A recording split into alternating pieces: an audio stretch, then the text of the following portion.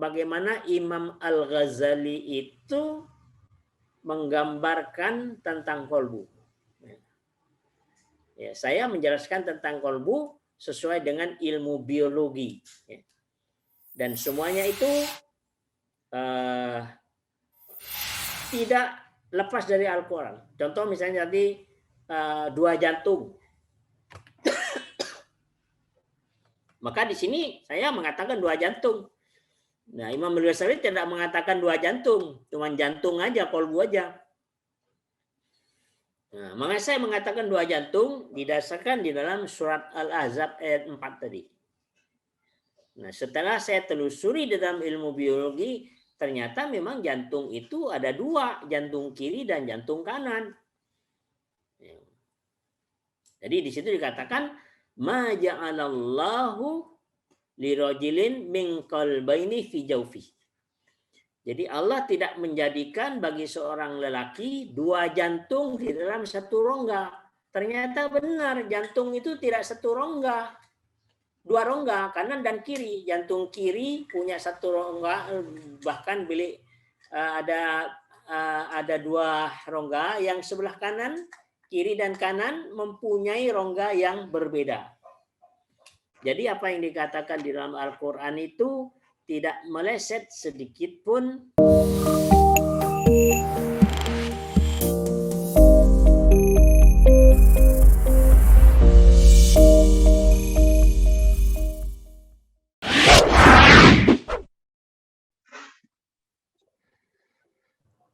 Silakan Mas Romi.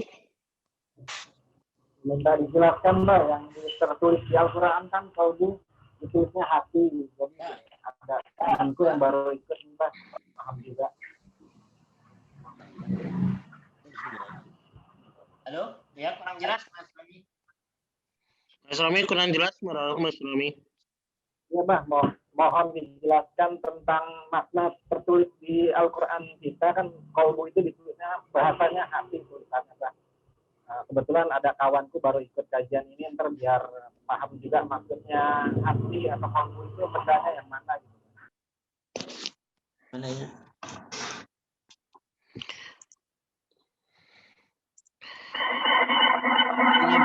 Asal pengertian tentang kolbu itu kan di dalam Al-Quran itu tertulisnya hati. Penjelasannya ada yang baru mengikuti kajian ini, Mbak. Iya. Nah. Ya itu yang apa namanya? Saya sering kritik itu kesalahan Kementerian Agama, Departemen Agama. Ya. Kenapa itu kok diterjemahkan dengan hati, padahal bukan hati, itu jantung. Kalau lihat di kamus bahasa Arab, kolbun itu adalah jantung. Nah, kalau dilihat lagi di terjemahan bahasa Inggris, ya siapa yang punya Quran terjemahan bahasa Inggris, itu terjemahan kolbun itu adalah heart, bukan liver. Kalau hati itu liver, dan liver di dalam bahasa Arab itu namanya kibdun, dan kibdun di dalam Al-Quran nggak ada. Kalau menurut saya, ini memang satu kesalahan fatal dari Departemen Agama gitu. Kenapa saya katakan fatal? Karena Allah sendiri menaruh istilah kolbun itu tidak sembarangan. Kolbun ini, jantung ini, dan liver itu sangat berbeda. Ya. Tempatnya berbeda, fungsinya berbeda. Nah, kalau kita lihat misalnya liver sama jantung, kan berbeda fungsinya, tempatnya berbeda.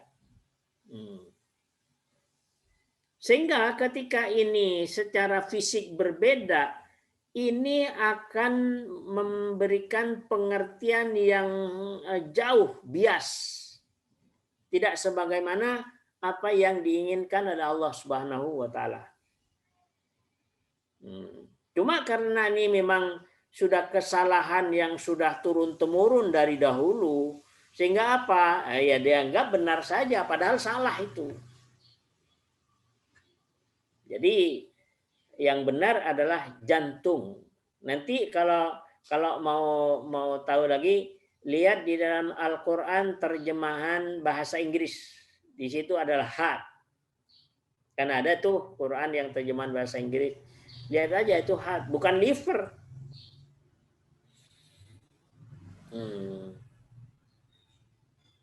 Maka di sini betul-betul di situ ada kolbu, ada pikiran, ya, otak kita. Kemudian di situ juga ada shoulder, paru-paru. Ya. Itu sesungguhnya sangat luar biasa itu. Jantung, paru-paru, kemudian otak kita.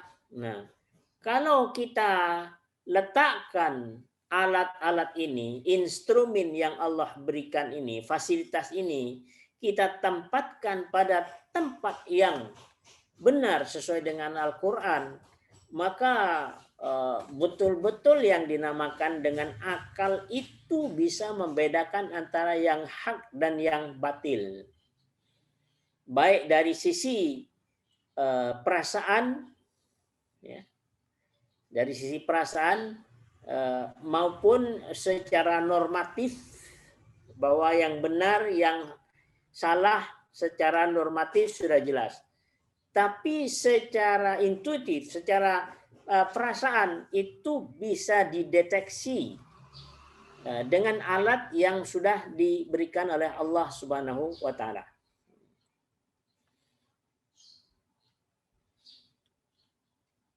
Sehingga akal ini merupakan sesuatu alat unggulan yang diciptakan oleh Allah Subhanahu wa taala untuk menerima Al-Qur'an itu. Maka Al-Qur'an ini, nah akhirnya kita akan bisa bedakan. Makanya kalau mau mempelajari Al-Qur'an, jangan pakai logika, harus pakai kolbu. Nah, cuma bagaimana membedakan kolbu sama pikiran? Maka di sini jangan lupa bahwa sesungguhnya pikiran yang ada di kepala itu secara hakiki sudah ada di dalam kolbu.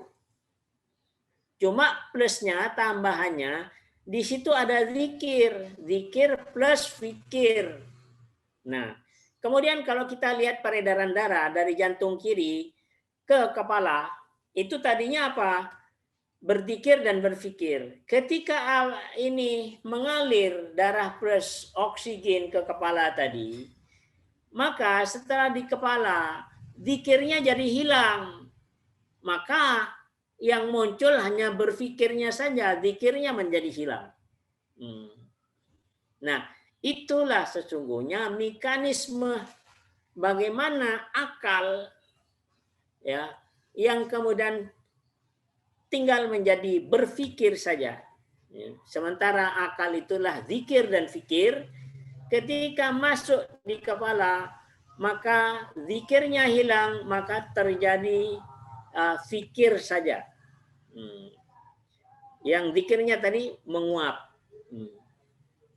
Maka kalau dipahami secara mekanisme seperti yang dijelaskan tadi, itu akan sangat mudah. Dan semuanya itu tidak menyimpang dari Al-Quranul Karim.